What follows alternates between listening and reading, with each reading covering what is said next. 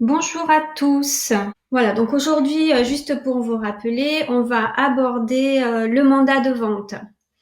Le mandat de vente, si vous avez des projets de vendre une maison, un appartement, un terrain, voilà, c'est toujours bien de savoir comment remplir ces mandats et surtout comment ça fonctionne. Donc, le mandat de vente, juste, je vous montre. Il s'agit d'un document comme ceci. Voilà.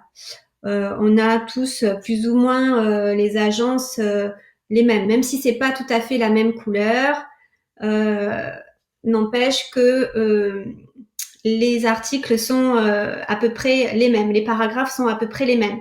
Donc très important au démarrage, vous avez en haut le numéro de mandat qui doit s'afficher selon le registre de l'agence immobilière. Et surtout, dans l'encart ici que vous avez vide, il doit y avoir le tampon de l'agence avec les coordonnées de l'agence, les coordonnées téléphoniques et le numéro de registre de l'agent immobilier avec lequel vous allez travailler. Voilà. Donc, sur ce mandat, vous avez en tout premier les personnes qui vont remplir le mandat, c'est-à-dire les propriétaires du bien. Les propriétaires du bien sont ceux qui figurent sur votre acte de vente. C'est pour cela très souvent que l'agent immobilier va vous demander votre acte de vente. Parce que s'il s'agit d'une personne seule, eh ben effectivement ce sera monsieur ou madame. Mais s'il s'agit de personnes qui sont mariées, pacsées, faudra qu'il figure les deux noms des personnes, monsieur et madame, l'adresse, leur téléphone, leur email, qu'on ait leurs coordonnées. Si les propriétaires, s'il s'agit par exemple d'une SCI. Ça peut arriver qu'une SCI vende des biens. On a souvent aussi des SCI familiales, hein, donc voilà. Donc là, ce sera le représentant légal de la SCI qui remplira le mandat et l'agent immobilier devra vous demander les statuts de la SCI. Il peut aussi s'agir d'une succession. Donc pareil, les personnes qui vont remplir le mandat donc dans cet encart, hein, nous sous-signons, ce sont tous les successeurs ou un représentant de la succession. Mais pareil, donc une succession, ça veut dire avec un papier notarial. Après, une fois que nous avons rempli la partie nous sous-signés, c'est-à-dire la partie que les propriétaires remplissent ici, hein, la partie des propriétaires, on a un petit peu plus bas la désignation du bien. Alors, la désignation du bien, en fait, nous avons tout simplement, si c'est une maison, on va mettre le nombre de pièces, les mètres carrés, la superficie habitable de la maison. On va aussi mettre la superficie du terrain, l'adresse du bien. S'il s'agit d'un appartement, pareil, nous allons mettre les mètres carrés habitables, le nombre de pièces, et surtout, un appartement, c'est très souvent dans une copropriété. Donc là, il faudra stipuler les lots de la copropriété parce que vous avez un appartement, mais très souvent, vous avez aussi une place de parking, un garage. Donc tout ça, ce sont des lots différents. Donc il faudra dans la désignation le stipuler. Lot numéro tant de la copropriété avec l'adresse, hein, toujours. Voilà. Quand il s'agit d'une copropriété, on a aussi les mètres carrés en loi Carrez. Donc, la loi Carrez, soit vous allez le retrouver sur votre acte de vente, mais surtout, ce qui est important, c'est que quand on vend un bien, et ça, l'agent immobilier va vous le dire, on fait faire des diagnostics immobiliers. Ces diagnostics sont obligatoires et du coup, la loi Carrez est calculée dans ces diagnostics. Donc, comme ça, vous avez la loi Carrez. Donc, une fois que vous avez rempli ces deux parties, bon, quand je dis vous, c'est l'agent immobilier qui peut le remplir aussi, hein, mais c'est bien que vous sachiez ce qu'il faut mettre et ce qu'il va mettre pour que vous soyez bien en règle. La partie je sous-signé, la partie désignation du bien, et après, nous arrivons sur la partie prix. Donc, celle-ci, nous avons première partie prix, et puis après, prix de vente affiché, et surtout après, les types de mandats qui vont figurer ici. type de mandat avec les honoraires de l'agence. Donc cette partie, qui est bien sûr, j'imagine, celle qui vous intéresse le plus et qui est quand même la plus importante. Donc déjà, le prix du bien. Le prix du bien net vendeur. Celui-ci, il est calculé en fonction de l'estimation qu'un professionnel vous aura fait. Très important d'avoir l'estimation d'un professionnel. Pourquoi? Parce que au moins vous serez sur le juste prix du marché. Très souvent, les propriétaires font l'erreur de faire eux-mêmes en fait. Donc le prix de votre bien, estimation faite par un professionnel. Ce que je disais, c'est qu'il ne faut pas faire l'erreur que font beaucoup de propriétaires qui estiment eux-mêmes leurs biens en fonction du prix qu'ils ont acheté leurs biens, en fonction aussi des travaux qu'ils ont fait sur leurs biens, parce que c'est sûr que très souvent on fait des travaux, donc on investit. Et aussi surtout en fonction d'un projet qu'ils ont, parce qu'ils ont besoin de tant d'argent pour faire un projet. Bon, malheureusement, l'estimation du bien ne se fait pas comme ça. Donc, il faut vraiment avoir l'estimation faite par un professionnel. Au niveau des frais d'agence, voilà. Donc, l'agent immobilier a un barème ici que nous avons en fonction du prix ici du bien. Donc c'est un barème que nous avons et que nous suivons. On ne fait pas des prix d'agence comme ça selon la personne qui on a en face de nous, quoi, hein. Donc on a un barème à respecter. Donc en fonction du prix net vendeur que vous aurez décidé de votre bien avec votre agent immobilier, le barème sera en fonction de ce pourcentage et les frais d'agence seront calculés en fonction de ça. Donc selon le prix de votre bien. Pour le choix du mandat, nous avons surtout deux types de mandats, ceux qui ressortent le plus souvent. Deux sortes de mandats. Nous avons le mandat exclusif. Donc celui-ci, je vais vous en parler, hein, c'est celui que nous vous recommandons tout le temps parce il a de nombreux avantages.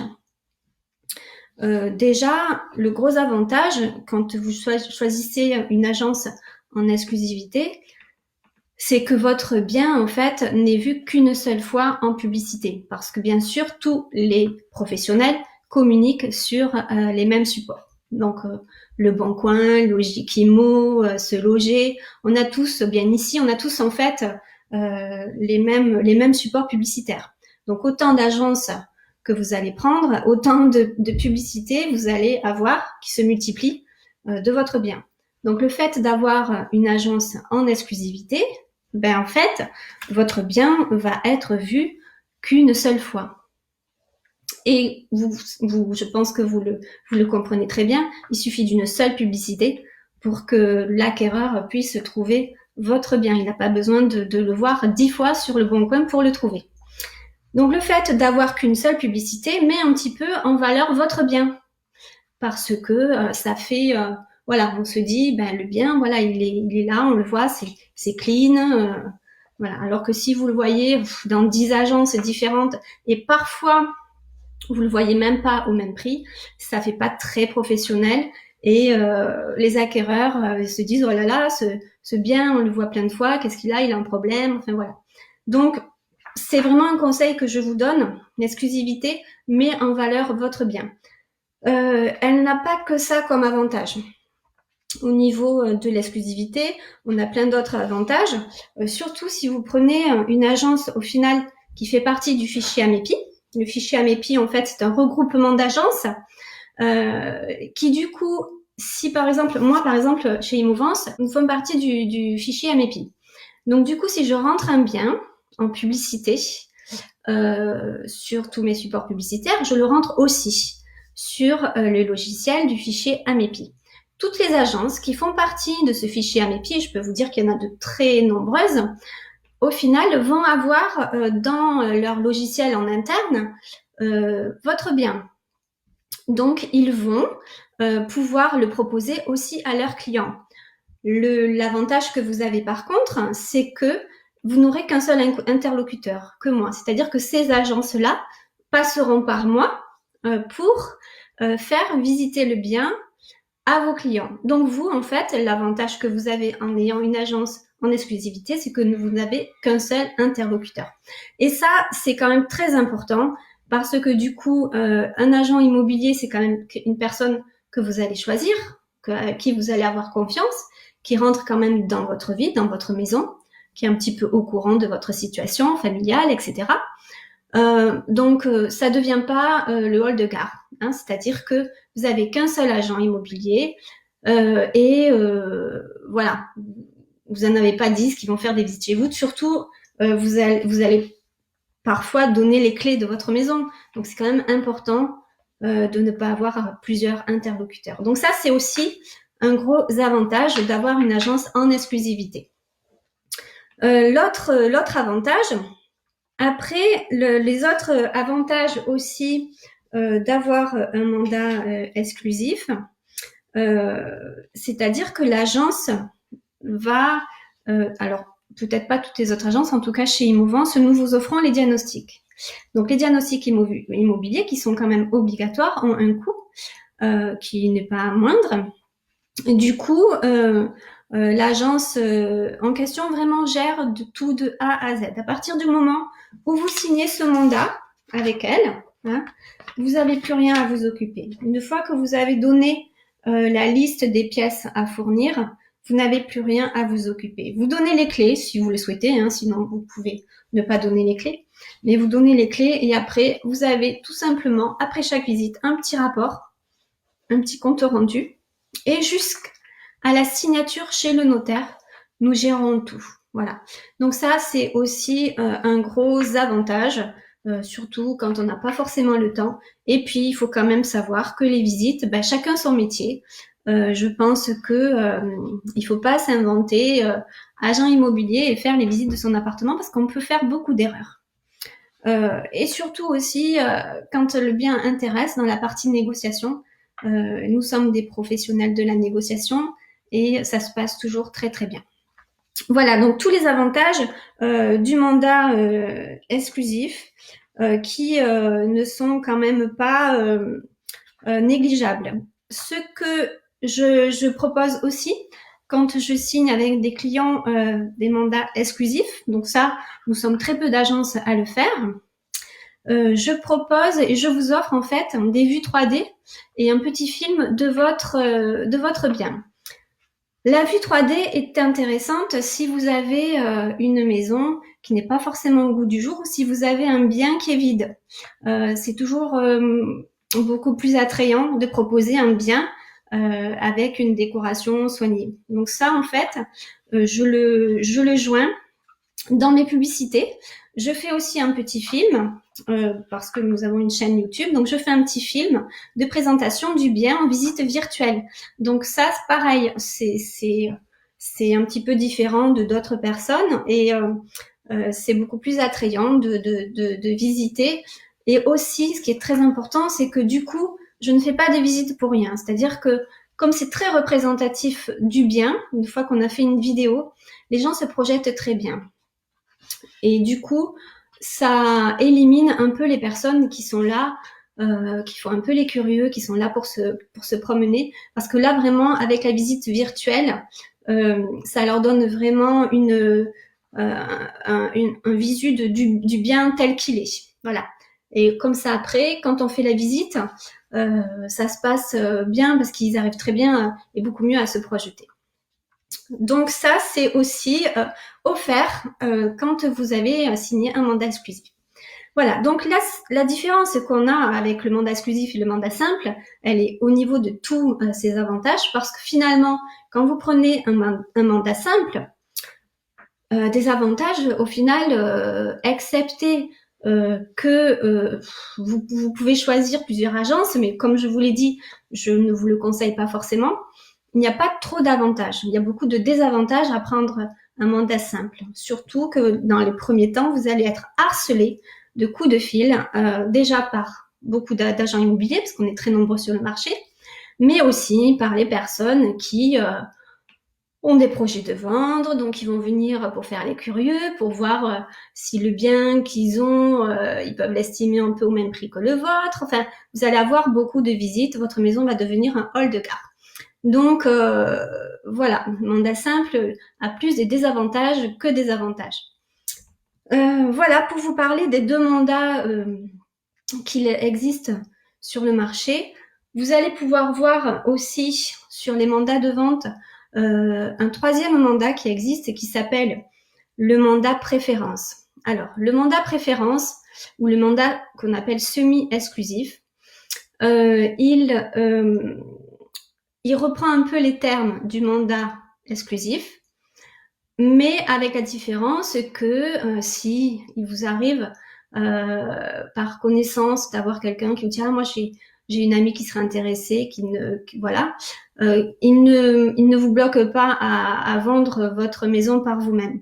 Seulement attention parce que on a quand même derrière le mandat, vous voyez tous ces petits trucs écrits en petit qu'on ne lit pas forcément.